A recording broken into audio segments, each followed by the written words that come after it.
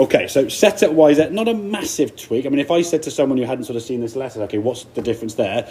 Ignoring the stick on the ground there's not an obvious change, but you can see the shaft here now has gone a little bit further forward to where it started, yeah? So you're just leaning that a little bit forward. That's going to help your club now work more into the ground this way. Yep.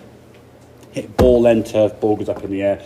And again, if we can get you encouraging yourself to hit the ground this side of the ball, it makes the game a hell of a lot easier, yeah? If you're someone who's hitting the ground behind the golf ball constantly, you're going to top a lot of shots, hit the ground behind the ball, and then you just get scared of the ground. And we see so many golfers when they first start, especially if they start playing in sort of the winter months when the ground is soft, hitting the ground even millimetres behind the golf ball is a no-no.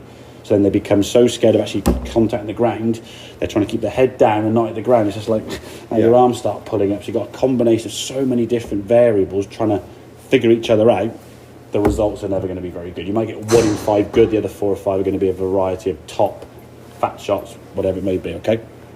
So previous thing, as I said, pretty good batch. I think it's a little bit on the shorter side just because of the tension we talked about there, okay? But overall, not a bad move. You start moving nicely here, but I think with that kind of like head down mentality, as you start coming here now, the head starts popping up and backwards, okay? Missing the ground. And when you finish now, in your right foot now, if you look at your right foot moving there, hasn't really moved at all, takes most of the way. And that's not because you're not trying to move. And again, we don't actively, independently kick the foot in by just shifting our body weight and rotating our hips. The foot responds, yeah? We're not trying to move this right foot independently because then the knee will just start going forward. You have the old, I call the Elvis swing. So he just comes around the corner as a result. So you can see the setup here now. If we go back to when we start off with your feet together, this can be a structure you can, or a setup process you can do even if you're in the garden, do with a 2T peg drill, yeah? Just always go back to starting correctly, handle forward, and just, I think, focusing on getting that grip a little bit looser. That's going to be the key thing. So you start being able to control the club face. Once you're here now, you get to a good top of the backswing position. Okay, I'd say a little bit longer, I think. Let me just check that. Yeah, a bit longer because you're getting looser. So the looser you are, the longer you can. I'm not saying lengthen your backswing, but the looser you've got now, just the more mobility you're able to have. And now it's getting your body to move through that red line here. So you've moved nicely here now. Now just keep going. Good strike of the ground there now. And as you continue on through, you're up on your left side, yeah? So the knee could come a bit closer together there. It's a little bit more of a kind of stretch. And if you stretch the legs, see how my hips are going to rise up? It's more of a hip rotation, and we roll that foot and the knee. There you go, good.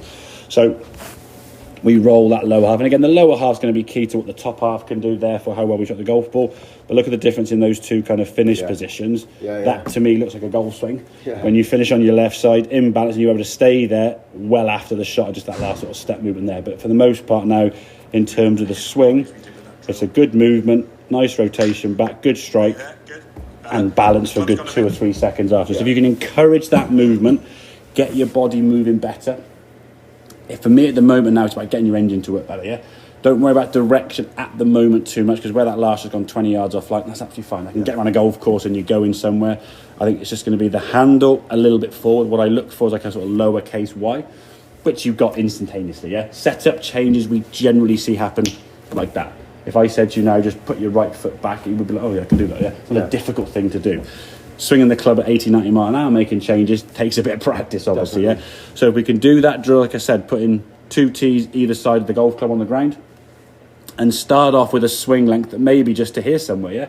And then build it up. So the first swing you go back to here, and then go through to kind of maybe here on the way through. Then the next swing you go back to kind of maybe here, and then through the same side. And the next swing we go back to here, and gradually build it up. So maybe you can get 4 or 5 different increments till you get to a full swing. And then see, okay, can I get 5 swings in a row without hitting the tees, hitting the ground? Can I then get 10 swings? And just challenge yourself. Just set yourself targets, yeah? Can I lift 20 kilograms of weight? Yeah. Can I have 22? Can I have 25? Just challenge yourself, yeah? But what we don't want to do is you go to the range just pounding golf ball after golf ball, and eventually kind of figuring out how to hit the golf ball from this technique, which you will do. Because that's the thing. If you go to the range enough, as the old saying goes, even a blind squirrel finds a nut. If I stood there just constantly throwing darts at a dartboard, I'd eventually hit treble 20, but does that mean I'm a good darts player? No. Exactly. Yeah, you've got to learn the movements and the technique. They're going to encourage that. So for me, in doing it kind of little and often, A, is more manageable rather than going to the range for, I mean, you think a session at the range from door to door with the range session, there's probably the best part of an hour, if not an hour and a half, yeah? Driving there, getting the balls, hitting the balls, driving back, and then it's a good amount of time, right? And a lot of people haven't got that time in their life. They're working and family and other commitments they've got to do. But if I said to someone, okay, 3 minutes a day, 3 times a week, you're like, okay, I could do that. Yeah.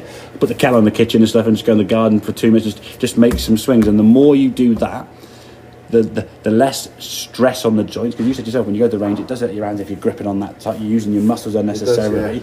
You don't want to be doing that, yeah. You said I would make it look easy, but I'm making it easy for me by doing it an easier way. Yeah, sure. Don't go through a wall, go round it. Find an easier option. Yes, it works smarter, not harder, kind of thing.